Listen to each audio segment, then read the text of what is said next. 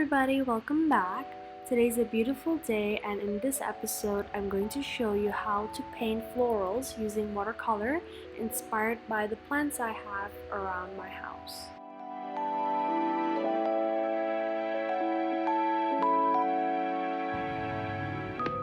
So let's start off with the first flower. I'm going to take this Crimson Lake color and put it down on my palette to avoid excess paint on my brush. And all the colors that I use today, I will list them all down below in the description box so you can check them out. I'm just gonna use the leftover paint on my brush to paint this petal down below. When I see this flower, it reminds me of the sunset because of its warm tones, and it's really pretty.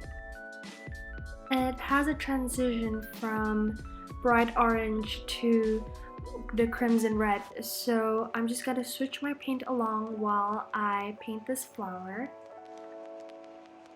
So in this part I'm going to do the wet on wet technique. So how it works is, whilst the orange paint is still wet, I'm going to dab a little bit of the red onto it to give it more of a dissolved ombre look.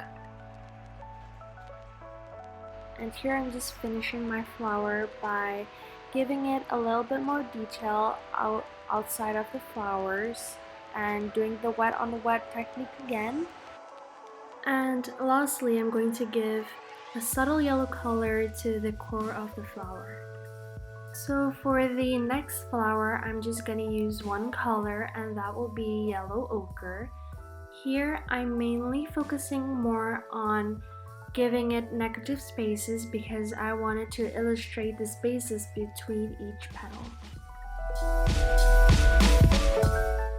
I'm just letting my brush do the work by moving into different angles, and don't be afraid to mess it up because in this part you just want to focus on leaving spaces and gaps on each petal. Think of it as giving each shape their own unique style. And remember, if you have excess paint on your surface, just dab it with a tissue or a paper towel. I wanted a contrast on the outer rims of the petals, so I'm just gonna grab the same color but with less water this time, and it will activate bolder colors. For the third flower, I'm going to use the same steps that I did with the second one. The only difference is there will be two colors involved, and I'm going to use a different angle.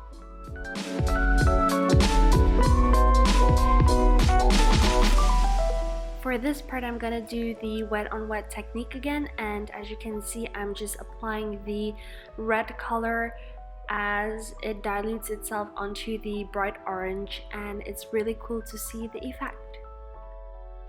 This is by far my favorite watercolor brush. It really does the job. It's a bit pricey, but I feel like investing on a good brush is totally worth it. And here, as you can see, the brush just works its way through. With its small tip, it could create fine narrowed lines, but it can also create big petals, as you can see here in my sketchbook. If you're interested to know what kind of brush I use, I'm using the squirrel round brush, and I will list all the materials that I used today at the description down below so you can check them out. Try myself inside the juice. Yeah, you know I keep on running from the truth. Was that not? I'm just a lonely fucking you. Now when I drive around, don't feel it up. Why it's getting colder when the sun come out? Might just waste away, don't know what life about. The next flower has a really lovely color, and again, don't be afraid to mess it up. Start off by creating those organic shapes first, and remember, each flower has their own unique shape, so don't worry, have fun, and remember, practice makes perfect. I'm going to start off with a light wash of violet and then layering it with Prussian blue on top whilst it's still wet. I'm going to let it dry and then we're going to work our way through it. So for the next section, I'm going to do the wet on dry technique. So when it's dry, I'm gonna top it off with a simple 5-petal flower. I'm going to combine between cool purple, which has more blue in it, and warm purple, which has more red in it. To create volume, I'm just going to use more paint and less water to create a bolder contrast. I might have caught the June blues. Yeah, I wanna drown myself. For the next flower, I'm going to mix between white and cerulean blue.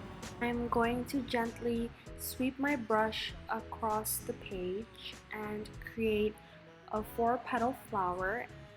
And I'm going to give each petal a gap to give it more of a dimensional look.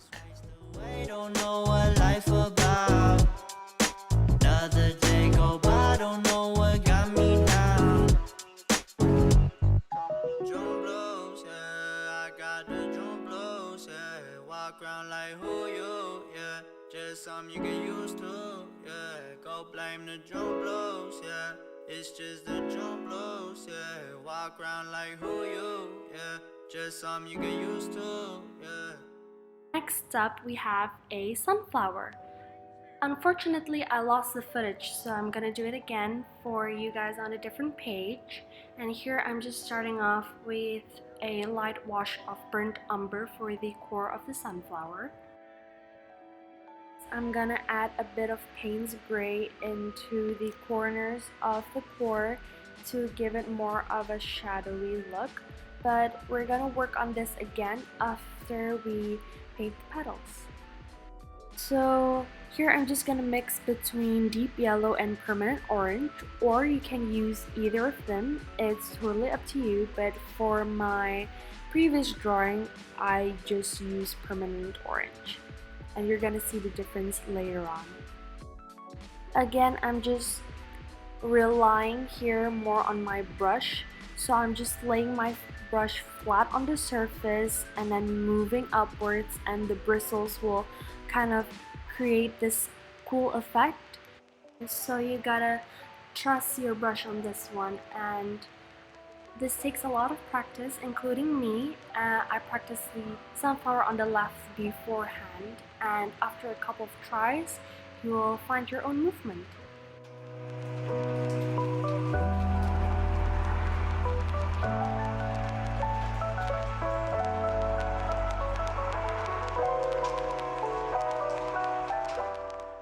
I'm just gonna go ahead and take the orange and I'm gonna put it on some parts of the flower to create a bit of a contrast, and then I'm gonna grab the burnt umber to create the pores on the core of the flower.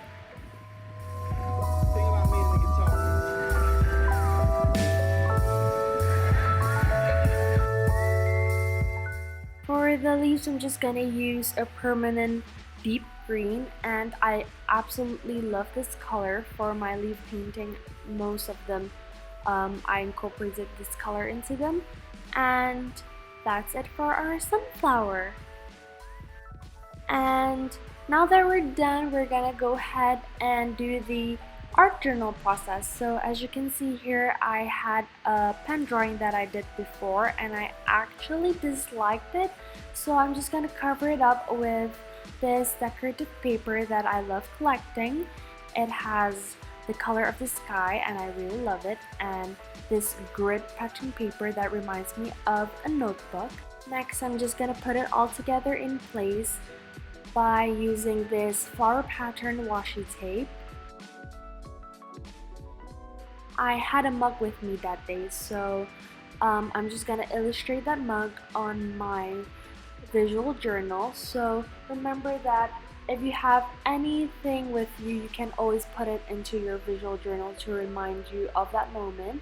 And here I'm just gonna paint it with this baby pink because that's how my mug looks like.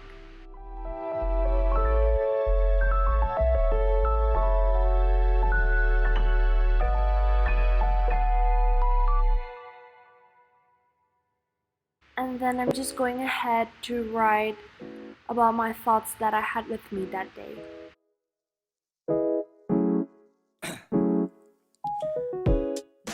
So I had tea that day and it was gingerbread chai. It's my absolute favorite. I love it. It's from Bird and Blend. I totally recommend. You can go check that store out. And tell me down in the comments below if you prefer coffee or tea. Well, actually, I can't choose myself. I love both of them. And then I'm just gonna add this bee sticker to complement my topic today. And I'm just gonna illustrate it with lazy daisies. I'm just a lonely fucking you now. And now we're reaching the end of the video. I had so much fun and I hope you guys got some inspirations from today's lesson and journaling. And if you want to see more of that, don't forget to subscribe, and if you enjoyed, please hit the like button. It will mean so much to me. But anyway, see you guys next time and take care. I got the June blues, yeah.